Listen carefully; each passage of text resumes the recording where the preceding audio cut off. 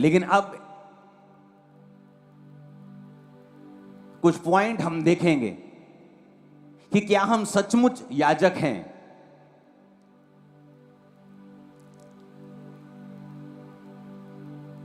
याजकों को कुछ काम दिए गए थे परमेश्वर के द्वारा। याजक के ऊपर अगर अभिषेक ज्यादा था और अलग था, उनकी आशीष अलग थी, तो परमेश्वर की इंस्ट्रक्शंस याजकों के लिए अलग थी। जो आम विश्वासी कर सकते थे वो याजक नहीं कर सकते थे। जो याजक कर सकता था वो महायाजक नहीं कर सकता था। अब हम उन विषयों पे बात करेंगे जो परमेश्वर ने याजकों को कहे थे कि अगर तुम याजक हो और मेरे पवित्र किए गए हो तो तुम्हारे जीवन में तुम्हें कुछ इंस्ट्रक्शंस खास हैं जो माननी पड़ेगी, क्योंकि वचन में लिखा है नए नियम में कि जो परमेश्वर ने तुम्हारा अभिषेक किया है वो तुम्हें सब बातें सिखाता है। यानी तुम्हें घर कैसे चलाना है, बिजनेस कैसे चलाना है, सेवकाई कैसे चलानी है, यानी तुम अपने जीवन में कैसे सेहत का ध्यान कैसे रखना है। परमेश्वर कहता है जो अभिषेक तुम्हारा किया गया है वो तुम्हें सब बातें सिखाता है। यानी अगर आपकी लाइफ में परमेश्वर का अभिषेक है तो आपको वो सब बातें सिखाता जाएगा धीरे धीरे। आपको बातें वो आपको सब बातों से पंजाबी कहते जानू करवांदा जाएगा, तो आपको सीख जाएगा।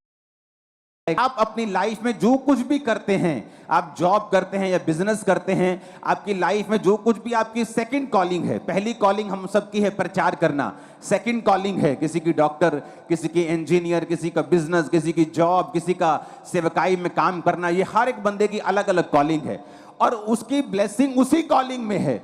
अगर वो उसी बुलाहट में बना रहेगा तो ब्लेसिंग रहेगी।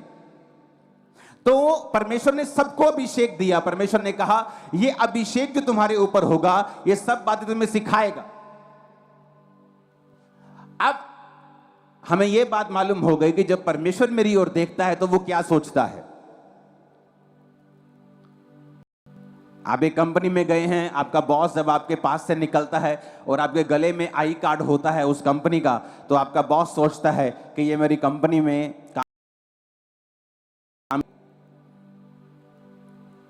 तो वो आई कार्ड उसको ये दिखाता है कि ये उसी कंपनी का है जिस कंपनी में मैं हूं।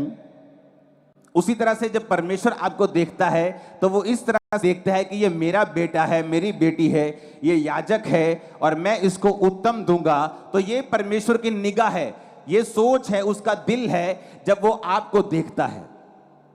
अब हम चलेंगे कि परमेश्वर क्या सोचता था पुराने नियम में।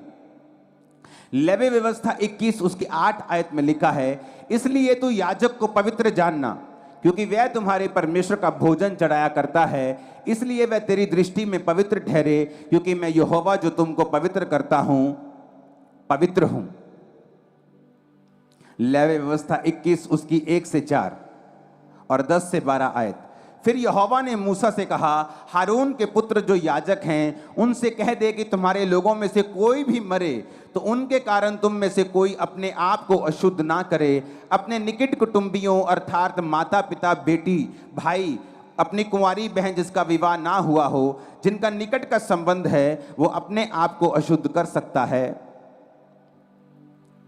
पर याजक होने के नाते वह अपने लोगों का प्रधान है, इसलिए वह अपने आप को ऐसा अशुद्ध ना करे कि वह अपवित्र हो जाए।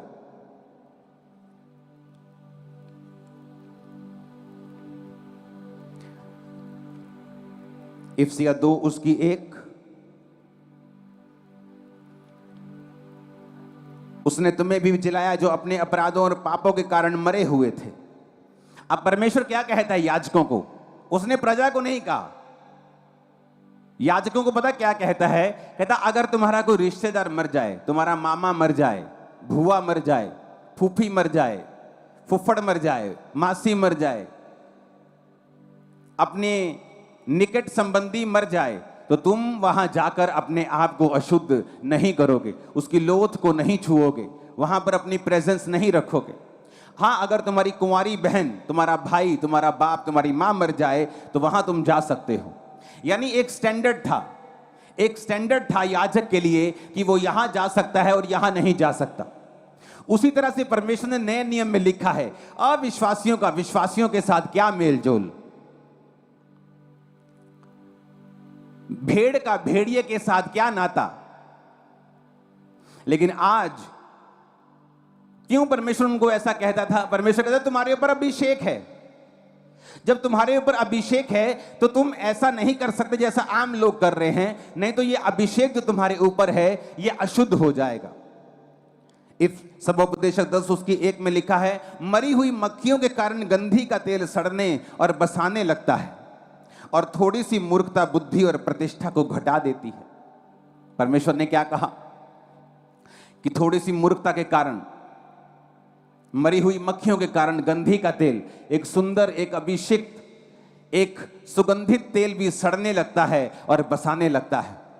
मरी हुई मक्खियां पाप को दर्शाती हैं, पाप के परिणाम को दर्शाती हैं, मरे हुए कामों को दर्शाती हैं।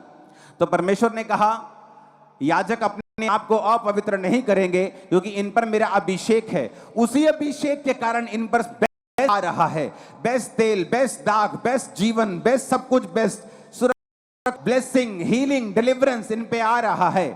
तो परमेश्वर ने क्या कहा? परमेश्वर ने कहा तुम्हारा अविश्वासियों का विषयों के साथ क्या मेलजोल, विश्वासियों के साथ अविश्वासियों के साथ क्या नाता, भेड़ का भेड़ियों के साथ क्या नाता। लेकिन आज अगर आपको कोई ऐसा लड़की या लड़का पसंद आ जाए जो अविश्वासी हो, आप झट उसके साथ शादी करने के लिए तैयार हो जाते हैं, ये सोच के कि कल को ये क्रिश्चियन बन जाएगा, कल को ये मसीह में आ जाएगा। क्यों? क्योंकि आपको ये पता नहीं है कि आपको अपने अभिषेक को संभाल के रखना है। अगर आप अपने अभिषेक को संभाल के नहीं रखते और उसे गंदा होने देते हैं, गंधी का तेल सड़ने और बसाने लगता है मरी हुई मक्खियों के कारण। कि जो तेल आपके अंदर है, जो अभिषेक आपके अंदर है, वो तो सुगंधित है, वो इतनी सुगंधित है कि वो सब चीजों को अपनी ओर खींचेगा। वो उत्तम दाग को, उत्तम जॉब को, उत्तम ब्लेसिंग को, उत्तम बिजनेस को, उत्तम चीजों को अपनी ओर लेके आएगा। लेकिन मरी हुई मक्खियों के कारण, कि तुम्हारे काम मरे हुए हैं, तुम्हारे पापों के कारण, तुम्हारी ब्लू फिल्में देखने के कारण, तुम्हारे ध्यान ना रखने के कारण कि क्या ये काम मेरे अभिषेक को खराब कर सकता है। परमेश्वर ने कहा याजकों को कि तुम्हें उत्तम तो मैं दूंगा, लेकिन तुम्हें अब वैसा नहीं करना पड़ेगा जैसे लोग कर सकते हैं। अब तुम आम लोगों में नहीं जा सकते, तुम मरे हुए लोगों में नहीं जा सकते। तो क्या हम मरे हुए लोगों में नहीं फिरते? हमें मालूम है कि मेरा एक फ्रेंड जो क्रिश्चियन है, ये